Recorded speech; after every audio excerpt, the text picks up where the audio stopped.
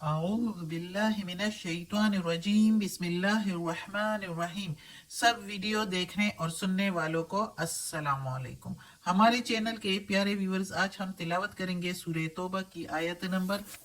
86، 87 اور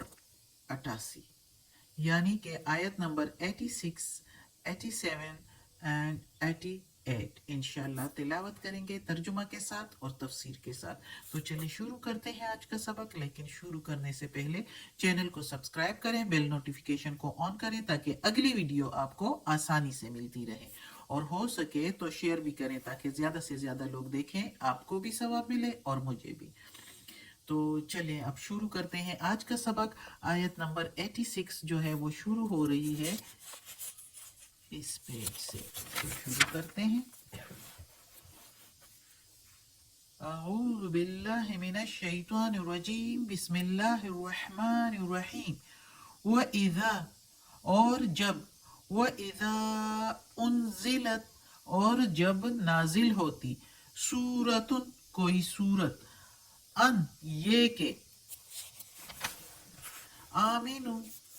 ایمان لائے، باللہ ساتھ اللہ کی وحدانیت کے، وجاہدو اور جہاد کریں، مع رسولہ ساتھ رسول کے، یعنی جب کوئی صورت نازل ہوتی تھی کہ اس میں کہا جاتا تھا اللہ کی طرف سے کہ ایمان لاؤ اللہ کی وحدانیت پر، یعنی کسی اللہ کے ساتھ کسی کو شریک نہ کیا جائے، اور جہاد کرو رسول صلی اللہ علیہ محمد صلی اللہ علیہ وآلہ وسلم کے ساتھ ہو کر، رسول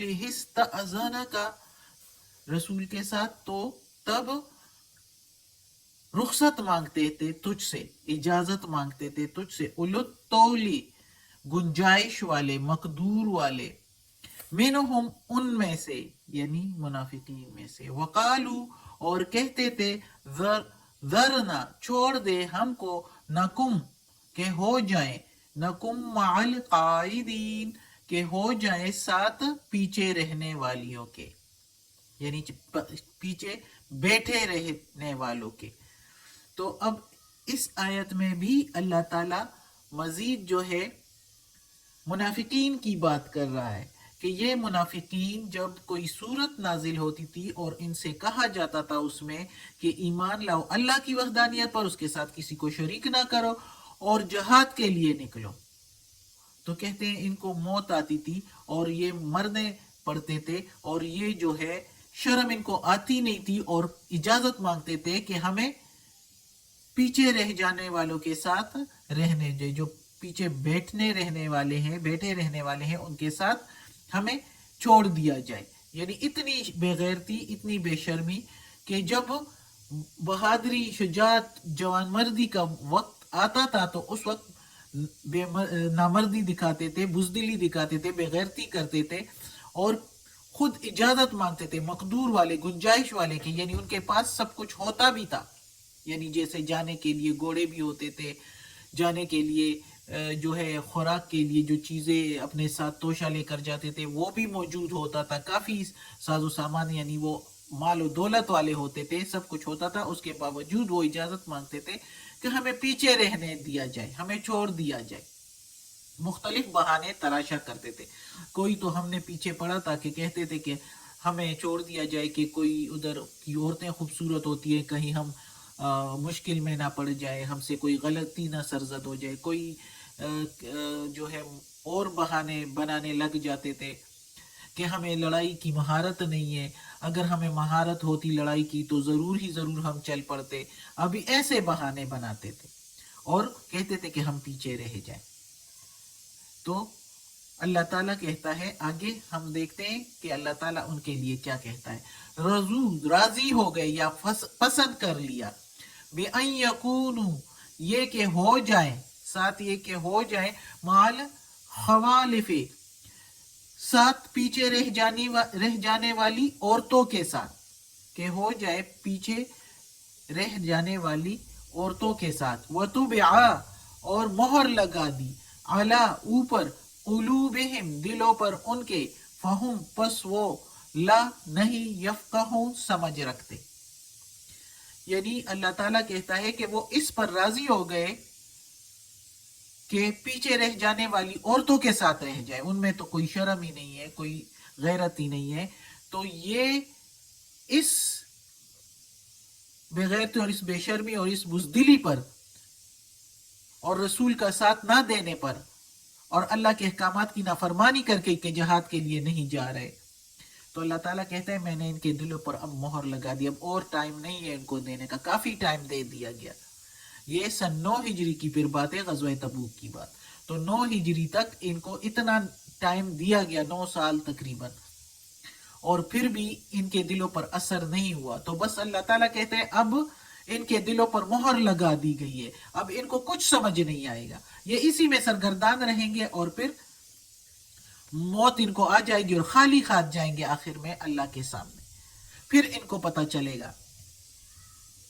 کہ کیا ہوتا ہے جو اللہ نے اپنے رسولوں کے ذریعے پیغامات پہنچائے تھے. تو پھر ان کو پتہ چلے گا کہ یہ دیکھو کتنا صحیح ہے سب کچھ،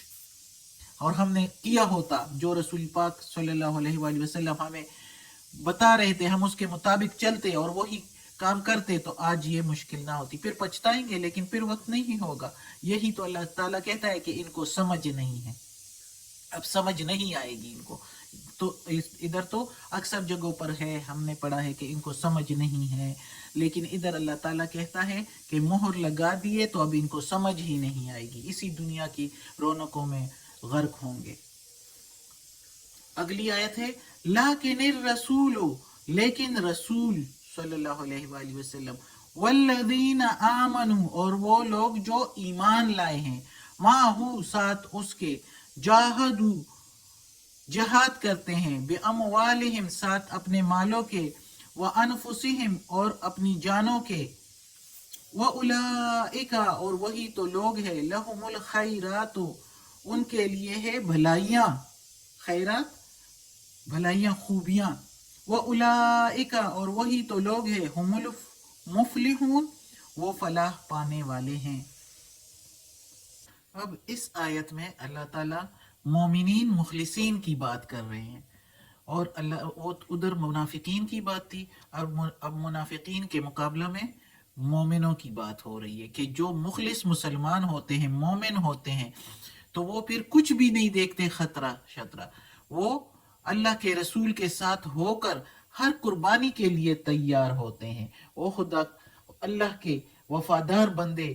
اور اللہ کے حکم بردار بندے ہوتے ہیں، جو اس کے راستہ میں نہ جان سے درخت کرتے ہیں نہ مال سے، کیسے ہی خطرے کیوں نہ ہو، کیسے ہی خطرے کا موقع ہو، اسلام کی حمایت اور پیغمبر اسلام محمد صلی اللہ علیہ وآلہ وسلم کے ساتھ ہر قربانی کے لیے وہ تیار ہوتے ہیں. پھر ایسے لوگوں کے لیے اللہ تعالیٰ کہتا ہے کہ خوبیاں ہی خوبیاں ہوتی ہے، بھلائیاں ہی بھلائیاں ہوتی ہے، دنیا میں بھی کامیابیاں اور سرفرازیاں ان کے قدم چومتے ہیں، وہ کامیاب ہوتے ہیں ہر موقع پر، اور عزت غیرت سب کچھ اللہ تعالیٰ نے ان کو دیا ہوتا ہے دنیا میں بھی، اور آخرت میں بھی ان کے لیے جنت تیار ہے جس میں کوئی بھی غم اور فکر نہیں، کوئی بے سکونی نہیں، جہاں سکون ہی سکون، مزے ہی مزے. تو وہ جنت بھی پھر ان کے لیے تیار ہے. تو یہ ہے وہی تو لوگ ہیں ان کے لیے خوبیاں ہی خوبیاں، اور وہی تو لوگ ہیں کامیاب ہونے والے. ایسے لوگ پر پھر کامیاب نہیں ہوں گے تو پھر کیا ہوں گے؟ جن کے لیے اللہ تعالیٰ کہتا ہے کہ جو اللہ کے رسول کے ساتھ ہو کر جہاد کریں، اپنی مالوں سے بھی اور اپنی جانوں سے بھی، کسی چیز کی بھی وہ دریغ نہیں کرتے، کسی چیز کی قربانی سے بھی. صدق اللہ العظیم. آج کا سبق ختم ہوتا ہے. اللہ ہمیں توفیق دے اس قرآن مجید کا ترجمہ مکمل کرنے کی اور اس پر عمل کرنے کی بھی توفیق دے. یا اللہ، یا پروردگار، یا رب العالمین، یا مالک یوم الدین، یا علی کل شیء قدیر. یا اللہ، یہ تیرے کلام قرآن مجید کی تلاوت کی ہے، اس کے